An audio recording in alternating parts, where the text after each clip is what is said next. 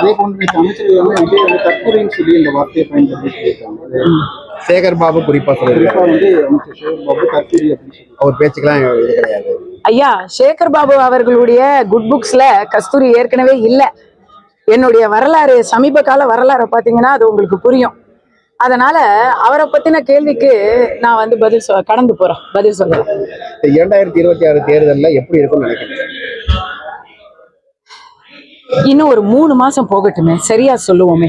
இப்போ வந்து கூர்ந்து நானும் கவனிச்சுக்கிட்டு இருக்கேன்.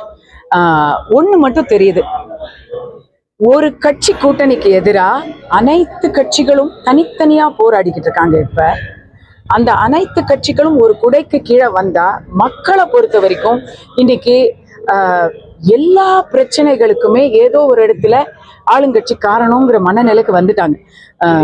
இந்த வெள்ளம் வந்துச்சு பாருங்க, இந்த வருஷம் நான் வந்து இதை ஆதாரத்தோட சொல்றேன், என் வீட்டு ரோட்லயே நடக்குது.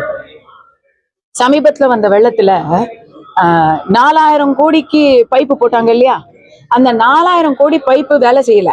அதுக்கு பதிலா ஆனா அடுத்த நாளே தண்ணி எல்லாம் வடிஞ்சிருச்சு. அடடா, அடுத்த நாளே தண்ணி வடிஞ்சிருச்சு, அப்போ அவங்க திட்டம் தான் காரணமான்னு பார்த்தா அது இல்ல.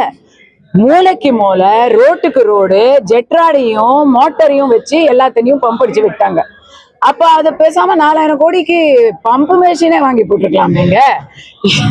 இந்த மாதிரிதான் இது வந்து ஜனங்க எல்லாருக்குமே தெரியுது. நாங்க இருக்கிற ரோட்ல நான் மட்டும்தான் இருக்கேனா, அங்க 1000 பேர் இருக்கிறாங்க அந்த ஏரியாவுல, எல்லாருக்கும் தெரியுது. எல்லாருமே வெறுப்புல இருக்காங்க. அதை மீறி திமுக ஜெயிக்கணும்னா இன்னைக்கு எல்லாரும் தனித்தனியா இருக்காங்க பாருங்க, அப்போ திமுக ஜெயிப்பாங்க.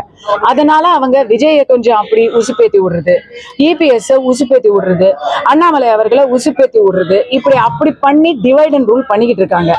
சீமான் அவர்கள் ஏற்கனவே சொல்லிட்டாரு, எங்கேயும் போக மாட்டேன், நான் தனியா நிற்பேன்னு. நான்லாம் வந்து எனக்கு வந்து நான் உள்ள போனப்போ முதல் ஆதரவு குரல் கொடுத்தது சீமான் ஐயா. அண்ணன் சீமான் அவர்களுக்கு நான் வெளியே வந்து நான் நன்றி சொன்னேன். அந்த நன்றியோட வெளிப்பாட சொல்றேன். அவரை என்ன திட்டினாலும் பரவாயில்ல.